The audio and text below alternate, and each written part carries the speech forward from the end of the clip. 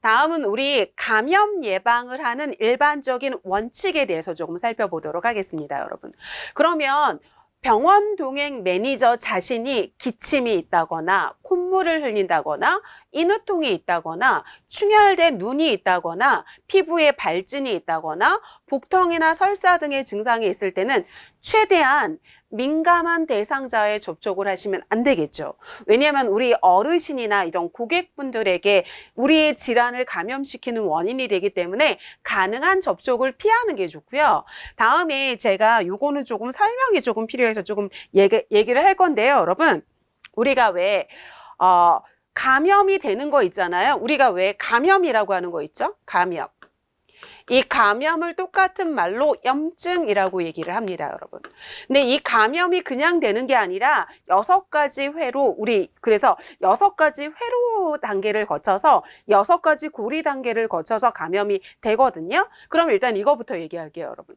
사람이 이렇게 있을 때 이렇게 들어오는 균을 갖다 우리 뭐라고 하냐면 병원체라고 얘기를 합니다, 여러분.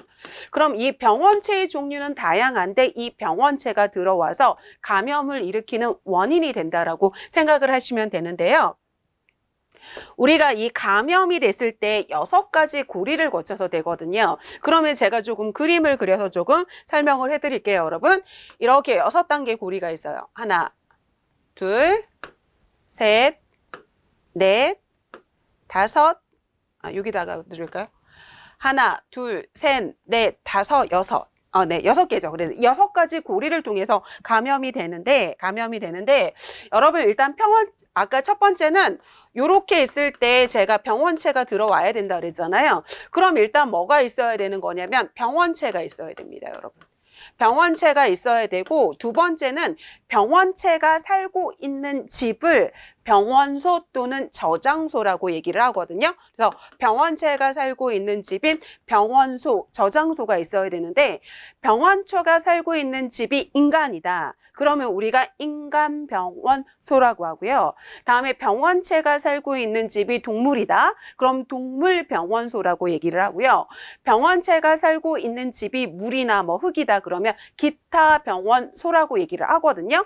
그러면 얘가 어떻게 해야 되는 거냐면 밖으로 나가는 탈출을 해야 돼요. 탈출.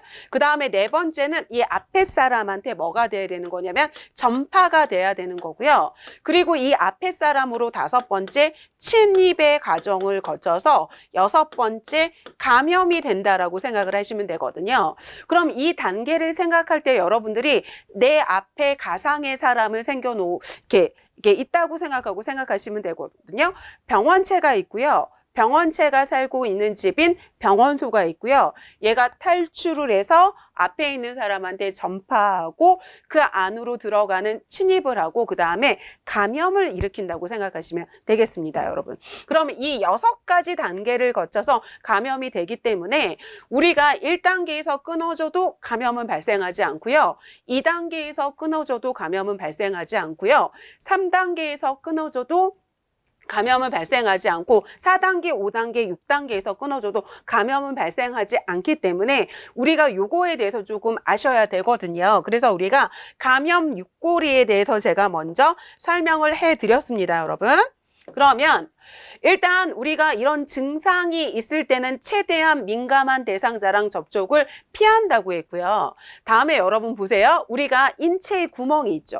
눈이나 코나 입이나 자신의 이 구멍 있잖아요. 눈, 코, 입, 이 비뇨생식기, 항문 이런 거를 청결하게 관리를 해야지 탈출을 하지 않겠죠, 여러분. 내 안에 있는 균이 탈출하지 않게 하기 위해서 우리 인체에 난 구멍을 청결하게 관리해서 탈출하지 못하게 하는 거 중요하고요. 다음에 우리 대상자랑 접촉하기 전에 손 씻기나 마스크 착용 같은 거에서 앞에 있는 대상자한테 전파되지 않도록 하는 거고요. 다음에 우리 마지막에 우리 감염이 되잖아요. 근데 이 감염이 될 때 민감한 대상자, 면역력이 떨어진 대상자가 감염이 되는 거기 때문에 이 대상자가 민감하지 않게 건강 능력, 면역 능력을 높이면 감염이 되지 않거든요. 그렇기 때문에 우리가 대상자의 적절한 영양 관리라던가 예방접종 같은 거를 해서 고객님들의 면역 기능을 향상시키기 위해서 노력을 해서 민감한 대상자, 면역력이 떨어진 대상자가 아니라 면역력이 높도록 건강한 대상자가 되도록 하면 우리가 감염성 질환이 있는 대상자가 같이 얘기를 한다 하더라도 감염성 질환에 노출되지 않게 된다고 생각하시면 되겠습니다. 그래서 우리가 감염 예방의 이 6고리에 대해서 조금 살펴봤습니다.